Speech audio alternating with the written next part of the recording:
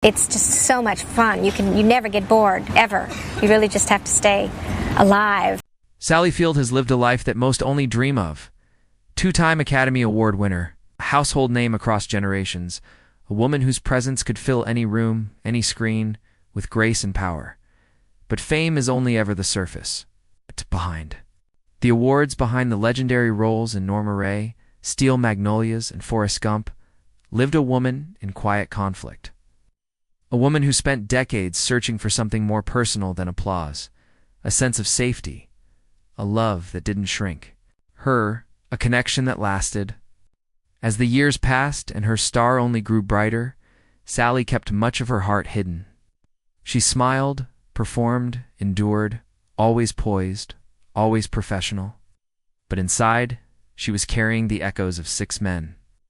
6 stories of heartbreak, tenderness, betrayal, longing, and the quiet ache of what could have been. Some of them broke her heart. Some of them never fully claimed it. But each one, in some way, stayed with her. And now, as Sally looks back at 78, she is finally speaking about them, not to rehash gossip, but to reckon with the parts of her soul that never quite let go. Her relationship with Burt Reynolds was the one everyone watched, the glamorous, magnetic pairing that seemed like Hollywood magic brought to life. When they met on the set of Smokey and the Bandit, the chemistry was instant, electric.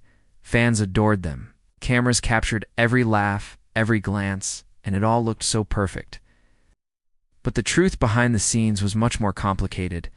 Burt was larger than life, powerful, wildly charismatic, and deeply insecure. He tried to mold Sally into the kind of woman he thought he wanted. Compliant, agreeable, an accessory to his stardom. Sally, still healing from a difficult childhood and years of trying to be enough for everyone else, let it happen. She shrank. Herself, emotionally and creatively, to fit into the mold of the woman Burt could tolerate beside him. He could be tender one moment and cutting the next. He undermined her voice, dismissed her ideas, and loved her in a way that always felt conditional. And yet she stayed. For years, she held on to the glimpses of the man she hoped he could be, the man who showed up in rare moments of vulnerability. After they split, the pain lingered.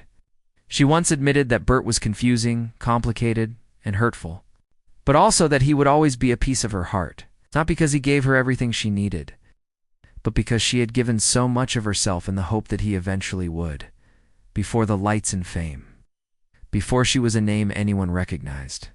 There was Stephen Craig, her first husband, her first real chapter in adult life.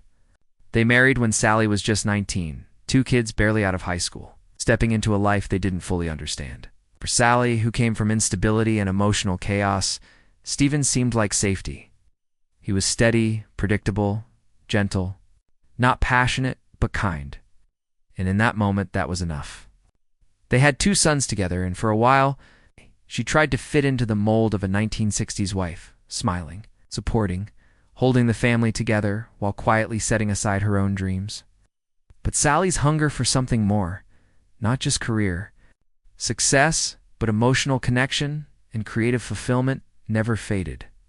And Stephen, for all his virtues, didn't understand that hunger. He didn't get it. Her rising fame intimidated him. Her evolving identity confused him. He didn't celebrate her growth, he tolerated it. So like so many women of that era, Sally played the part, even as she quietly broke under the weight of being unseen. Their divorce was painful but necessary. She felt guilt, yes, for ending a family, for walking away, but also a profound sense of freedom. For the first time, she was choosing herself. And yet, even in that freedom, Stephen remained in her story. He was the father of her children, the first man to share her journey, and the first heartbreak she would carry for years to come. Then came a man who never officially belonged to her, but left an imprint deeper than many. Who did James Garner, her co-star in Murphy's Romance? Their connection was subtle, graceful, and never physical, but emotionally, it was profound. Sally was at a crossroads when they worked together, still raw from past relationships and slowly rebuilding trust in herself. James, by contrast, was calm, grounded, and fiercely loyal to his wife. There was a quiet strength in him that made her feel safe. He wasn't flashy, didn't compete for attention, but when he looked at her, she felt known. It wasn't a flirtation. It was something more sacred, a rare emotional intimacy that didn't need labels. She didn't have to perform around him. She could just be. And for Sally, who had spent a lifetime performing on camera, in relationships, in life, that was revolutionary. Nothing ever happened between them, and that's partly why it haunted her. Sometimes the love that never unfolds becomes the one we fantasize about the most. She often wondered privately what might have happened if she'd said something. If he had, if life had been different. It was a connection that lingered not because of passion, but because of peace. And sometimes, peace is the most unforgettable feeling of all. But not all imprints are tender. Some are sharp, jarring, unforgettable for all the wrong reasons.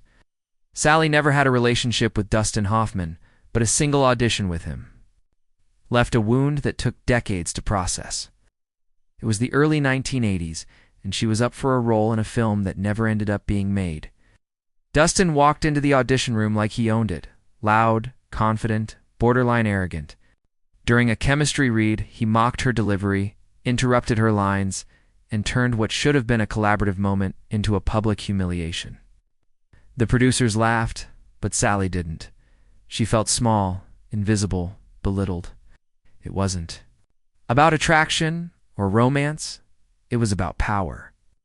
About the way women were made to feel in rooms full of men who thought brilliance excused cruelty. That audition didn't break her, but it carved a memory into her, because it reminded her that no matter how far she'd come, there were still moments when men in power would try to knock her down, just to prove they could. Dustin Hoffman didn't leave a romantic scar, but he left a bruise on her confidence. And that mattered too. Not all unforgettable men are lovers. Some are lessons. Then came Tom Hanks' kind, warm, disarmingly decent Tom Hanks. When they worked together on Forrest Gump, Sally played his mother despite being only 10 years older. But the bond they shared on set transcended any roles or age difference. It was instant, quiet, and deeply respectful. Tom didn't try to dominate or reshape her, he simply listened. He was funny, empathetic, curious, all the things that so many of the other men in Sally's life had failed to be. He treated her like an equal, not a symbol. And in a town full of masks and power games, that meant everything. Their connection was never confirmed as romantic, and Sally never claimed it was. But those who knew them, who saw them interact between, Takes spoke of a rare closeness, something that felt like it lived just outside the lines of a love story. And maybe that was why it lasted, because it was never ruined by disappointment. It remained pure, preserved. Sally once hinted in interviews that Tom represented a kind of emotional safety she hadn't known before. And sometimes, that's the greatest love story of all, the one that never had a beginning or an end. Just a space carved out in memory, full of light and softness and things left unsaid. And then there was Marlon Brando. It's not a lover, not a partner, but a fantasy that wrapped around Sally's imagination like smoke. She idolized him long before they ever met, the raw intensity, the rebellious genius, the way he tore through Hollywood's rules with a smirk and a stare. Her, Brando, was more than a man. He was a force. The 1970s, the air changed. He was flirtatious, evasive, magnetic in the most dangerous way. Sally was drawn to him, not because he was good for her, but because he wasn't. He was everything she'd been told to avoid, and yet everything she felt magnetically pulled toward. They never had a full-blown relationship. Their moments were brief, charged, and always unfinished. He was entangled in his own demons, and Sally knew it. But still, she wanted to be the one who could hold him steady, even when she knew she never would. She later said, "He was the storm I wanted to be swept away by, but I would have drowned."